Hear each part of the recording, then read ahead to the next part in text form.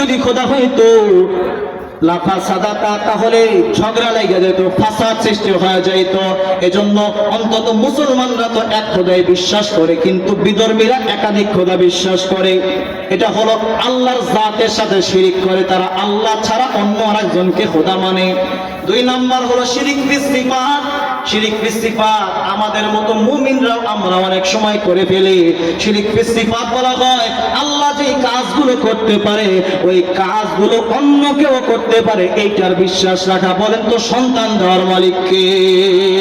আপনি সন্তান চাওয়ার জন্য মহাস্থানের মাজারে যাবেন, তার মানে আপনি শিরিক বিস সিফাত করলেন। আচ্ছা বলেন রিজিকের মালিক কে? আপনি যদি মনে করেন রিজিক আমাকে অমুকে দেয়, আমার ব্যবসা দেয়, আপনি শিরিক বিস সিফাত করলেন। আচ্ছা বলেন তো গায়েবের ইলম কে জানেন কে? আপনি যদি বলেন নবী গায়েব জানে, না না, আপনি শিরিক বিস সিফাত করলেন। আল্লাহ নিজে বলেন আলিমুল গায়বি ওয়াশ শাহাদাতি হুয়ার রাহমানুর রহিম। তাহলে বললাম বড় শিরিক 2 প্রকার। 1 নম্বর হলো শিরিক বিস জাত, আল্লাহর জাতের সাথে কাউকে শরীক করা। এইটা তো আমরা করি না, এটা অমুসলিমরা করে। 2 নম্বর শিরিক বিস সিফাত, আল্লাহ তাআলা যে কাজগুলো করতে পারেন এইগুলো অন্য কেউ পারে, এইটা বিশ্বাস রাখা, এটা মনে মনে চিন্তা করা।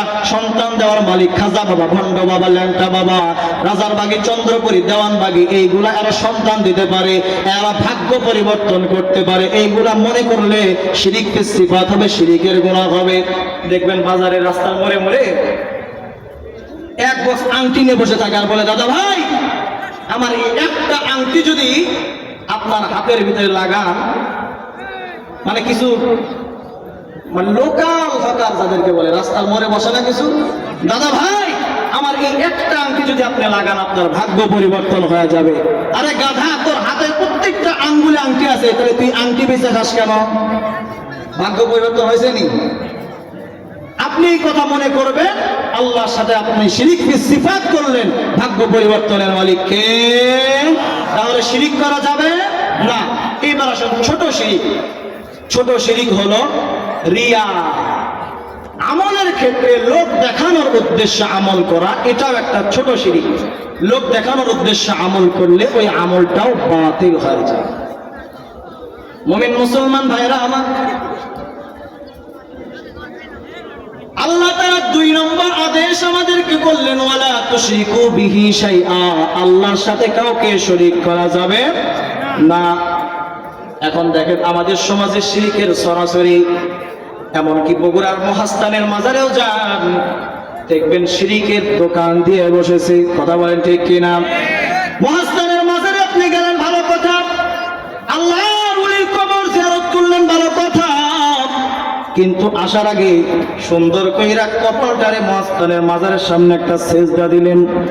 ईमान आसे ना गैसे आरो जोरे बोलें हम मुसलमान है मगर हम में मुसलमानी नहीं, दिल में ईमान है मगर हम मुमिने कामिल नहीं। শাহজালাল ইয়ামানির কবর জিয়ারত করতে গেছেন, আল্লাহর ওলির কবর জিয়ারত করবেন, অনেক ভালো কাজ, খারাপ কাজ বলছিনি, কিন্তু আসার সময় একটা সেজদা দিলেন, ভালো কাজ নেই। আরো জোরে বলেন।